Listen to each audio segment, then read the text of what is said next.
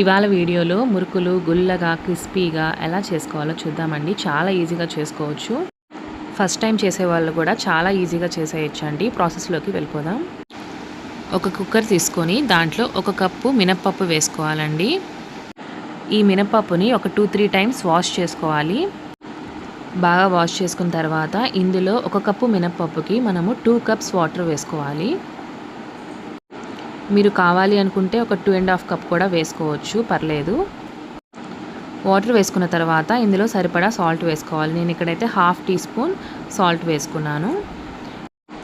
3 to 4 whistles వచ్చేంత వరకు మనము ఉడికించుకోవాలి. మీడియం ఫ్లేమ్లో ఉడికించుకోవాలండి.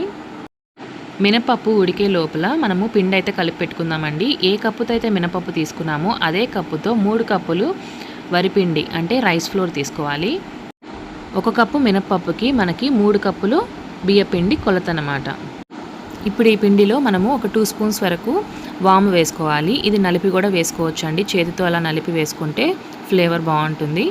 అలాగే 2 స్పూన్స్ కారం వేసుకున్నాను. మీరు కారం వద్దనుకుంటే స్కిప్ చేయొచ్చండి. కారం లేకున్నా కూడా మనకి మురుకులు చాలా టేస్టీగా వస్తాయి. అలాగే టేస్ట్కి సరిపడిన సాల్ట్ వేసుకోవాలి. మినపప్పులో మనం ఆల్రెడీ సాల్ట్ వేసున్నాము కాబట్టి చూసి వేసుకోవాలి. ఒక 3 స్పూన్స్ వరకు నేను నువ్వులు వేస్తున్నాను.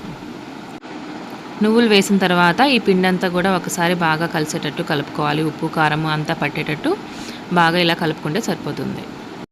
ఇప్పుడు ఇందులో ఒక 2 టేబుల్ స్పూన్స్ వరకు ఆయిల్ని బాగా హీట్ చేసి వేసుకుంటున్నానండి. మీరు కావాలంటే బటర్ని కూడా యాడ్ చేసుకోవచ్చు, లేకపోతే ఆయిల్ బదులు గీ కూడా యాడ్ చేసుకోవచ్చు. ఆయిల్ ఇప్పుడు పిండికి బాగా పట్టేటట్టు ఇలా బాగా కలుపుకోవాలి. రబ్ చేస్తూ కలిపితే మనకి పిండికి ఆయిల్ అనేది బాగా పడుతుంది. చూడండి, ఇలా రఫ్ చేసి సరిపోతుంది. ఇట్లా కలుపుకొని ఇలా మనము పిండి ఇట్లా అంటే ఇలా ముద్దవ్వాలన్నమాట. అలా అయితే సరిపోతుంది. ఇప్పుడు మినపప్పు బాగా ఉడికిపోయిందండి. విజిల్ తీసేసిన తర్వాత చూపిస్తున్నాను. బాగా మెత్తగా ఉడికిపోవాలి. ఈ మినపప్పుని బాగా చల్లారిన తర్వాత మనము మిక్సీ పట్టుకోవాలండి. బాగా స్మూత్ పేస్ట్ లాగా మిక్సీ పట్టుకోవాలి.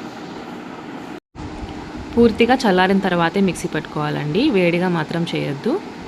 వీడియోలో చూపిస్తున్న విధంగా ఇంత స్మూత్గా పేస్ట్ అయితే చేసి పెట్టుకోవాలి.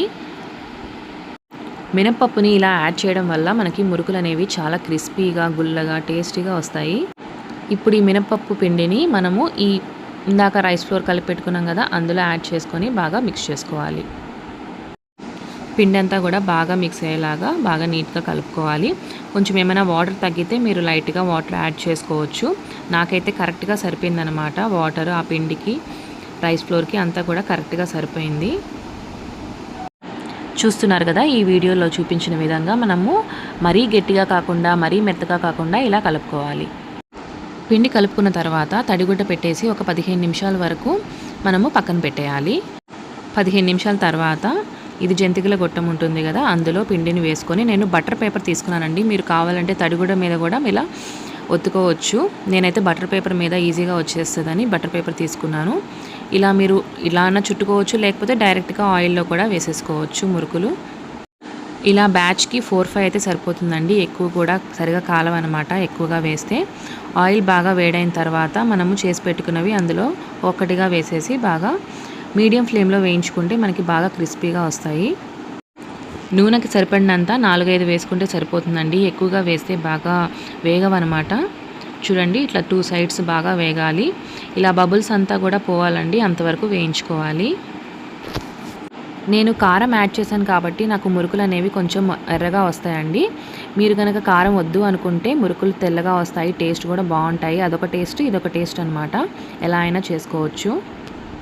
బాగా వేగిన తర్వాత తీసేసుకోవాలి. అంతేనండి, మురుకులు అయితే చాలా గుల్లగా క్రిస్పీగా చాలా టేస్టీగా వచ్చాయి. మీరు కూడా ఇంట్లో తప్పకుండా ట్రై చేయండి. ట్రై చేసి ఎలా వచ్చాయో కమెంట్ సెక్షన్లో కమెంట్ చేయండి. ఈ వీడియో కనుక మీకు నచ్చినట్లయితే లైక్ చేయండి. అలాగే మీ ఫ్రెండ్స్ అండ్ ఫ్యామిలీ మెంబర్స్కి కూడా షేర్ చేయండి. మన ఛానల్ని సబ్స్క్రైబ్ చేసుకోండి. ఇంకొక మంచి వీడియోతో మళ్ళీ కలుస్తాను. అంతవరకు టేక్ కేర్, బాయ్.